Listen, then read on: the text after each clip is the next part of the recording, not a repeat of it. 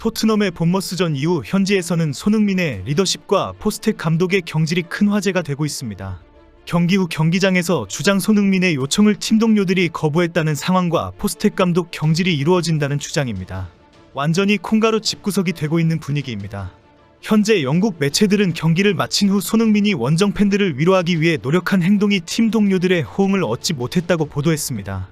포스텍 감독도 흥분한 서포터하고 대화를 하면서 그들의 실망과 절망을 이해한다라고 유감을 밝혔다고 지적했습니다. 손흥민도 경기 직후 원정 팬들에게 죄송한 마음과 원정 오신 것에 대한 인사를 드려야 한다고 동료들에게 당부했습니다. 하지만 팀 동료들은 손흥민의 요청을 거절했고 고개를 숙인 채 그냥 경기장을 걸어나가려고 했습니다. 이에 놀란 손흥민이 만류하면서 일일이 찾아가서 손을 끌어당겼지만 손흥민의 요청을 거절했습니다. 결국 손흥민을 제외한 선수들은 대부분 원정 팬들에게 인사를 하지 않고 들어가 버렸고 손흥민 혼자 원정 팬들을 향해 박수를 보냈습니다. 이후 존슨과 메디슨 등 몇 명의 선수들이 나타나서 인사를 하면서 마무리가 되었습니다. 결국 이전 경기처럼 주장 손흥민의 주도 아래 출전 선수들이 모두 모여서 인사를 드리는 장면이 무산되었습니다. 대부분 들어가 버리고 손흥민 혼자 왔고 이후 손흥민이 돌아서는 와중에 4명 정도의 선수만 모여 인사를 했습니다.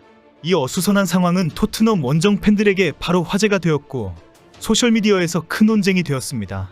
원정 팬을 챙기는 주장이라며 손흥민을 칭찬하는 글도 올랐지만 상당수 팬들이 인사 필요 없다, 우리도 손흥민을 주장으로 인정하지 않는다라는 극단적인 글이 올라왔습니다. 경기나 잘해라, 손흥민은 이제 리더십이 없다, 인사는 하나도 안 중요하다라는 반응들입니다. 사실 손흥민이 인사를 하자고 손을 붙잡아도 주르르 달려와서 박수를 치면서 서포터에게 고개를 숙이기에는 너무 충격적이었던 것은 맞습니다.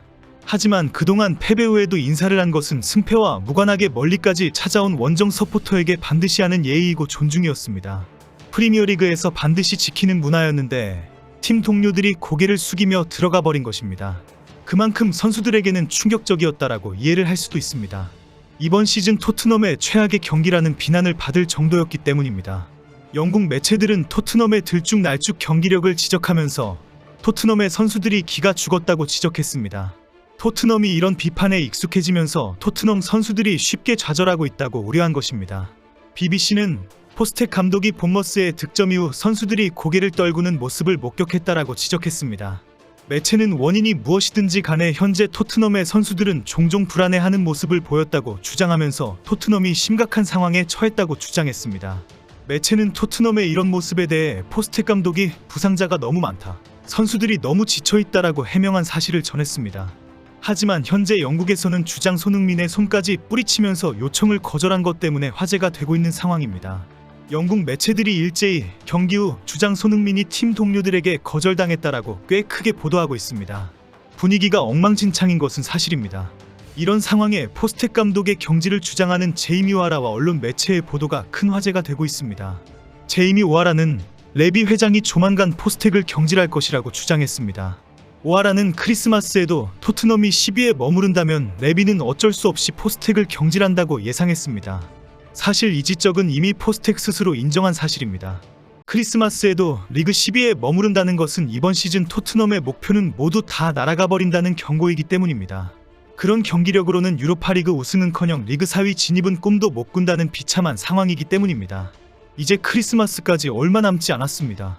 TBR 풋볼은 토트넘이 포스텍을 해고해야 하는 이유에 대해 조목조목 설명하는 기사를 올렸습니다. 그동안 레비 회장이 포스텍을 믿고 기다렸지만 이제는 해고해야 하는 시점이라고 주장했습니다. 먼저 웨스트햄은 토트넘에 비하면 큰 야망도 없는데도 조만간 로페테기 감독을 경질하는 것을 고려하고 있다고 지적했습니다. 이 지적은 유로파리그 우승과 리그 4위 진입을 노리고 있는 토트넘 상황이라면 당장 경질해야 하는 상황이라는 것입니다. 특히 맨유는 감독을 경질했다는 것을 비교하라고 지적했습니다. 현재 토트넘의 상황은 과거와 비교하면 포스텍을 경질해야 하는 상황이라고 주장했습니다. 실제 조세 무리뉴, 안토니오 콘테, 누누 산투 감독들은 이런 상황에서 구단에 의해 해고되었다는 것입니다. 매체가 분석한 데이터에는 현재 포스텍 감독은 승률이 52%의 리그 10위에 머물러 있고 과거 감독들의 경질 당시 순위와 승률은 더 좋았다고 제시했습니다. 콘테는 승률 54%의 리그 4위일 때 조세 무리뉴는 승률 52%의 7위에 자리했을 때 경질되었다는 것입니다. 누누 산투는 승률 53%의 9위일 때 포체티노는 승률 55%의 14위일 때 경질되었다고 지적했습니다. 특히 포스텍 감독은 해리케인이 떠난 후에 3억 파운드를 지출할 정도로 엄청난 비용으로 선수단을 보강했다고 지적했습니다. 매체는 포스텍 감독은 당연히 경질되어야 하는 상황인데 놀라운 사실은 레비 회장이 여전히 칭찬을 하고 있다라고 주장했습니다. 제이미 오하라는 본머스전에서 포스터가 또 공을 잘못 전달하는 실수를 하면서 위기가 닥친 것을 지적하면서 포스텍을 비난했습니다. 오하라는 포스텍 감독이 골키퍼가 미드필더에 바로 공을 전달해서 역습을 하라는 지시를 당장 중단하라고 지적했습니다. 토트넘의 골키퍼가 빠르게 공을 전달하다가 실수로 상대팀 선수에게 넘어가거나 가로채기를 당하고 있다는 것입니다. 오하라는 포스텍이 이런 위험에도 불구하고 계속 그런 전술을 지시한다면서 정말 너무 짜증난다라고 비난했습니다. 오하라는 토크스포츠 중계에서 모두가 포스텍 감독의 그런 미친 공격 축구에 환호하는 것 같은데 나는 그런 장면을 계속 보는 것이 너무 지겹다라고 저격했습니다. 현재 토트넘 팬들은 큰 혼란에 빠져 있습니다. 포스텍을 당장 경질해야 한다는 주장부터 더 지켜보자는 주장이 충돌하고 있을 정도입니다. 포스텍 감독이 당장 사퇴해야 한다는 지적을 하면서 위약금을 아까워하는 레비 회장이 포스텍을 껴안고 있을 것이라고 주장했습니다. 오늘 경기는 6대0이나 8대0으로 끝나야 할 정도로 일방적으로 밀렸다고 지적하면서 도대체 토트넘의 경기력은 어느 정도인가라며 들쭉날쭉을 비난했습니다. 특히 세트피스에서 또 실점을 하면서 언제까지 토트넘이 이런 조롱을 당해야 하느냐, 포스텍의 고집으로 실점이 너무 많다라며 세트피스 코치를 채용하지 않는 포스텍에게 대한 비판을 쏟아냈습니다. 토트넘 팬들은 축구 매체와 SNS에 포스텍 감독과 선수들을 향한 비난을 쏟아내고 있습니다. 팬들은 대부분 최악의 경기이다, 수치스러운 경기이다라는 의견에 일치하고 있습니다.